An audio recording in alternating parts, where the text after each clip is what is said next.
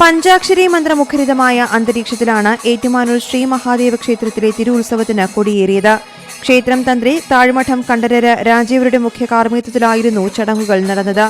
കണ്ഠരര് ബ്രഹ്മദത്തൻ, മേൽശാന്തി മൈവാടി പത്മനാഭൻ സന്തോഷ് എന്നിവരും കൊടിയേറ്റിൽ പങ്കാളികളായി. ചടങ്ങുകൾ നേരിൽ കാണാൻ ഭക്തസഹസ്രങ്ങളാണ് ഞായറാഴ്ച ക്ഷേത്രാങ്കണത്തിൽ എത്തിച്ചേർന്നത്.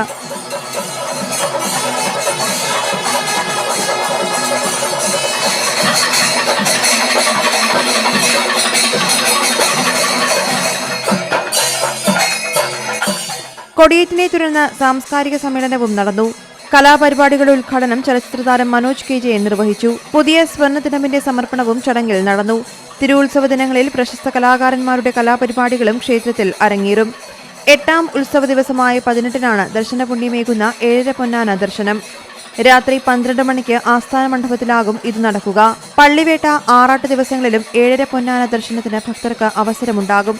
ഫെബ്രുവരി 20-ന് ആറാട്ടോടെ തിരുവുത്സവത്തിന് കൊടിയിറങ്ങും. സി മലയാളം ന്യൂസ്, കോട്ടയം. ഏറ്റവും പുതിയ വാർത്തകളും വിശേഷങ്ങളും വിരൽ തുമ്പിലറിയാൻ സി മലയാളം ന്യൂസ് എല്ലാ ഡിജിറ്റൽ പ്ലാറ്റ്ഫോമുകളിലും ലഭ്യം.